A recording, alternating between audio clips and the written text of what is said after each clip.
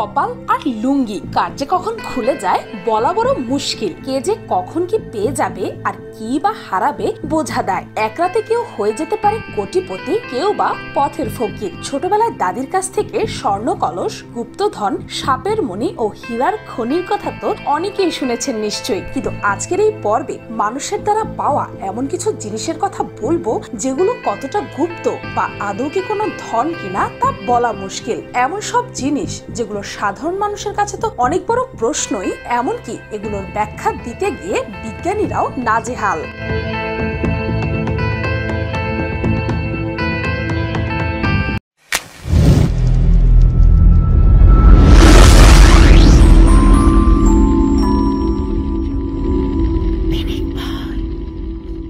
Number 1, কিছু মানুষ সমুদ্রের তীরে পাথরের গায়ে একটি স্বচ্ছ চোখ দেখতে পেয়েছিল, যা দেখে তারা রীতিমতো অবাক হয়েছিল। তারা নিখুঁতভাবে পাথরটি পর্যবেক্ষণ করে এবং এর ব্যাখ্যা জানার চেষ্টা করে, কিন্তু তারা আদৌ এর কোনো ব্যাখ্যা খুঁজে পায়নি। আচ্ছা, চোখের মতো দেখতে এই পাথরটি আসলে কি ছিল? এটি দেখে একদম রিয়েলিস্টিক মনে হচ্ছে কেন? তাহলে কি এটি সত্যি রিয়েল? না, তা কিভাবে সম্ভব? এমনই হাজারটা প্রশ্ন হয়তো ইতিমধ্যে আপনার মাথায়ও ঘুরপাক খাচ্ছে। তথ্য প্রযুক্তির যুগে যে কোনো প্রশ্নের উত্তর জানা সহজ হলেও উত্তর মেলেনি এই সকল প্রশ্নের, কারণ আজ পর্যন্ত কেউ এই রহস্যের ব্যাখ্যা দিতেই পারেনি।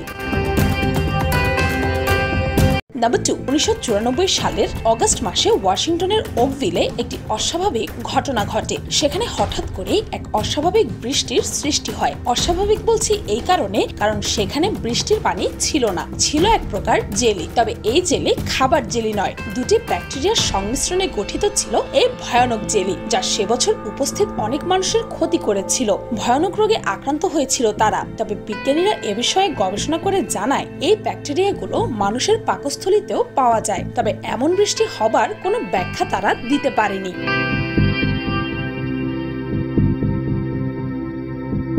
নাম্বার 3, অদ্ভুত হলেও সত্য, পৃথিবীতে এমন এক প্রকার পাথর আছে যা কারো সাহায্য ছাড়াই এক স্থান থেকে অন্য স্থানে যেতে পারে। এই পাথরগুলো সমুদ্র সৈকতের বালিতে দেখা যায়, কিন্তু দুর্ভাগ্যের বিষয় হলো এটি বাংলাদেশের সমুদ্র সৈকতে পাওয়া যায় না। আপনারা যদি এই জীবন্ত পাথরগুলো দেখতে চান তাহলে ইউরোপ, আমেরিকা, বিশেষ করে যুক্তরাষ্ট্রের ক্যালিফোর্নিয়াতে গিয়ে ঘুরে আসতে পারেন। এই পাথরগুলো সমান্তরাল ভাবে অগ্রসর হয় না, এরা তির্যক ভাবে এক স্থান থেকে অন্য স্থানে যায় আর যাবার সময় এক প্রকার দাগের সৃষ্টি করে। বিজ্ঞানীরা এর কোনো ব্যাখ্যা আজ অব্দি দিতে পারেনি। তবে বিজ্ঞানীদের দাবি ঝড়ো হাওয়া এবং সেখানকার ভেজা মাটির জন্য এমনটি হয়ে থাকে। বিজ্ঞানীরা যত কথাই বলুক না কেন, সেখানকার সাধারণ মানুষেরা মনে করে এটি সৃষ্টিকর্তার আশীর্বাদ স্বরূপ আসে এবং সমুদ্রের বিপর্যয় থেকে তাদেরকে রক্ষা করে।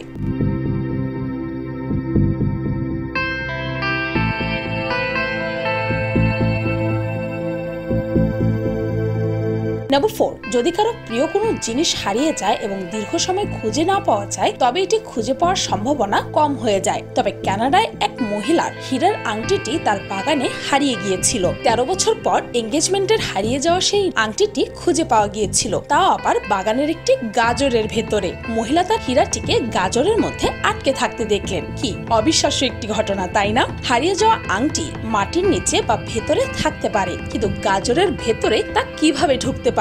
এটা হয়তো আপনারাও ভাবছেন, ভাবারই কথা। অদ্ভুত জিনিস নিয়ে সকলেই কৌতূহলী হয়ে পড়ে। এটা হতে পারে, সেটা হতে পারে, এমন অনেক কথাই বলা যায়, কিন্তু সব জিনিসেরই ব্যাখ্যা খুঁজে পাওয়া সম্ভব হয় না।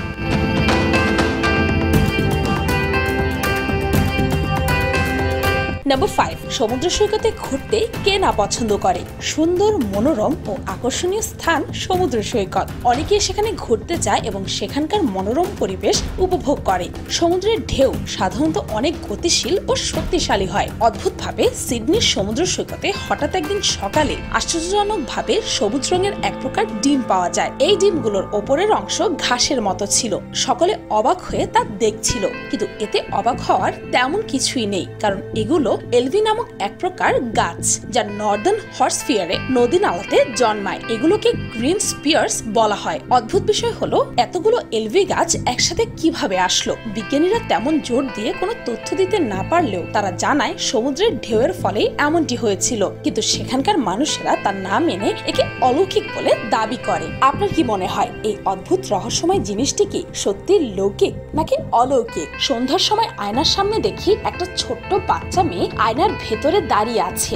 দেখে মনে হচ্ছে ওই ছোট্ট বাবুটা খেলছে, আবার কখনো বা দুষ্টুমি করছে, কখনো বা ফ্যালফ্যাল করে তাকিয়েই আছে এক দৃষ্টিতে। তারপর যখন আমার একটু বোঝার বয়স হলো, তখন মা বলল আয়নার এই ছোট্ট বাচ্চা মেয়েটা নাকি আর কেউ নয়, বরং আমি নিজে। খুব অবাক হয়েছিলাম আমি, আরেকটা আমি কিভাবে সম্ভব? আজও আমি সেই ব্যাখ্যায় সন্তুষ্ট হতে পারিনি। বিজ্ঞান বলে আলোর প্রতিফলন হয় আয়নায়, আর ব্রেন আমাদের একটা উল্টো প্রতিবিম্ব তৈরি করে। কিন্তু এই ব্যাখ্যাটা কতটুকু গ্রহণযোগ্য তা নিয়ে আমি আজও দ্বিধান্বিত। আরেকটু বড় হয়ে ফাইনালি বুঝলাম এটা কিভাবে কাজ করে। তেমনি আজও পৃথিবীর অনেক কিছুরই ব্যাখ্যা আমরা খুঁজে পাই না। হয়তো আজও আমরা পৃথিবীর সেই রহস্যগুলো উন্মোচনের জন্য খুবই ছোট। হয়তো একদিন আরো বড় হব, আর সেদিন আমাদের বোঝার পরিধিতে এই রহস্যগুলো ভেদ হলে হয়তো রহস্যের নতুন কোনো দিগন্ত উন্মোচন হবে। ভিডিওটি এই পর্যন্ত। 3, 2, 1, go!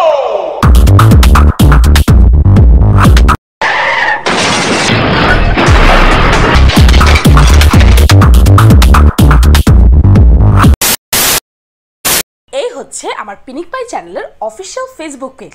এখন থেকে এখানে আমি পিনিক পাই রিলেটেড সকল আপডেটস দিতে থাকবো। তাছাড়াও পিনিক পাইয়ের মোস্ট ভিউড ভিডিওস আর এমন কিছু ভিডিও যেগুলো কিনা ইউটিউবে আপলোড করা সম্ভব না, তাও আমি এখানেই আপলোড করব। আর এখন থেকে এই পেজে রেগুলার ভিডিও পোস্ট করা হবে। তাই আপনারা সবাই আপডেটেড থাকতে চাইলে এই পেজটিতে লাইক করে আসতে ভুলবেন না যেন। এই পেজটির লিংক এই ভিডিওর ডেসক্রিপশন ও ফার্স্ট কমেন্টে পেয়ে যাবেন। এই ভিডিওটি ভালো লাগলে একটি লাইক দিতে ভুলবেন না, আর আমার চ্যানেলকে সাবস্ক্রাইব করুন প্রতিদিন এমন সব অদ্ভুত ও মজার সব ভিডিও দেখতে। আজকের মতো এই পর্যন্তই, দেখা হচ্ছে পরের ভিডিও।